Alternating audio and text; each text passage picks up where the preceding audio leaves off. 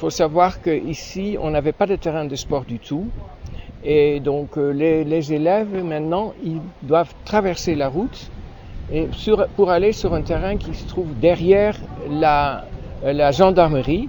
Donc, c'est là où ils peuvent faire du sport. Donc, comme c'est un peu dangereux, là, ils doivent traverser la route et en plus, c'est un peu loin. Donc, on a eu l'idée de construire ici un terrain multisport. Comme vous voyez bien, on aurait voulu un terrain de foot, mais malheureusement, il n'y a pas assez d'espace, donc on ne peut pas le faire. Mais donc là, un terrain multisport, ça veut dire un terrain de 40 sur 20 mètres pour jouer le handball, et aussi des terrains dedans qui sont donc marqués pour faire du basketball et du volleyball.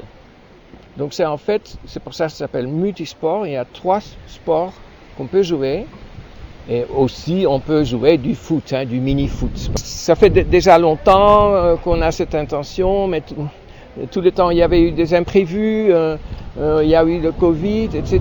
Et maintenant, on a bien entamé. Et donc, ils comptent le finir dans 2 semaines. Donc, c'est vrai que le terrain est à une pente. Donc, ça veut dire qu'on a dû faire un petit muret autour du terrain. Et donc, le côté où c'est plus bas, on doit le remblayer avec du sable, avec de latérite. Donc, on a déjà mis 50 chargements de latérite. Donc, c'est ça qui fait quand même un travail, un grand travail. Et derrière, vous voyez comment ils sont maintenant en train de égaliser ce latérite. L'école où nous sommes maintenant, c'est le SEM de Cap Skirring. C'est la première école où on est intervenu. Et on a fait beaucoup de choses ici. On a réfectionné des salles de classe. On a offert des manuels pour toute la matière pratiquement. On a installé une salle informatique. Et maintenant, donc, on fait le terrain multisport. Donc, on a fait beaucoup de choses déjà. À part ça, on est intervenu dans d'autres collèges du département d'Oussouye, notamment à U2, qui est un grand voyage parce qu'il faut prendre les pirogues pendant 1 heure. Donc, c'était vraiment un grand défi de travailler là-bas. Là, on a installé un forage et un château d'eau. Et on a aussi réfectionné des salles de classe. Enfin, il y a aussi d'autres choses comme des photocopieuses, etc.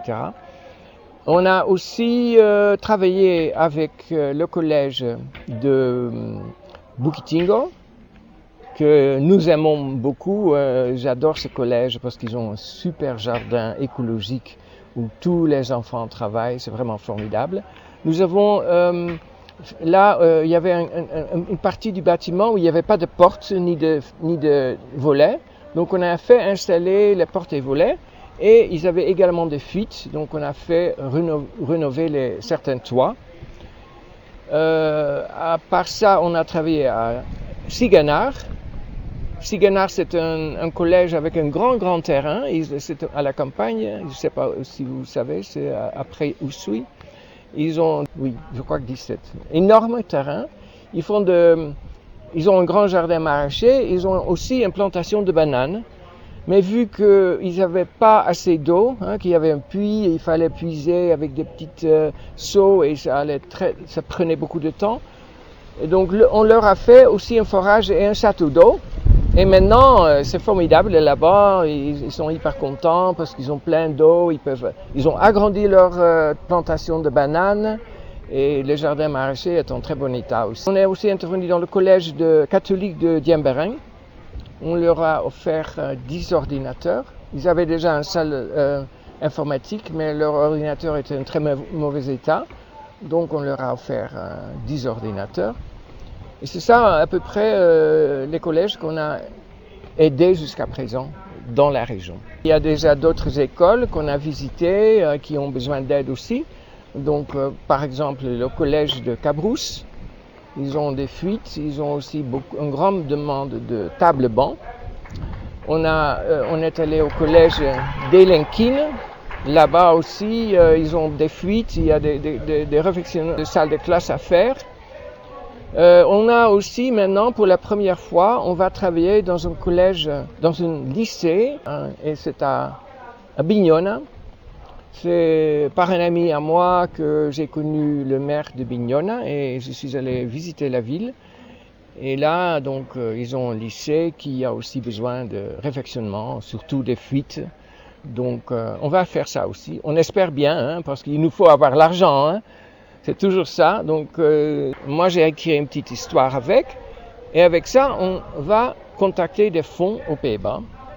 Et donc, quand ils trouvent ça intéressant, ils nous donnent de l'argent. Parce que sinon, on n'a pas d'argent nous-mêmes. Hein.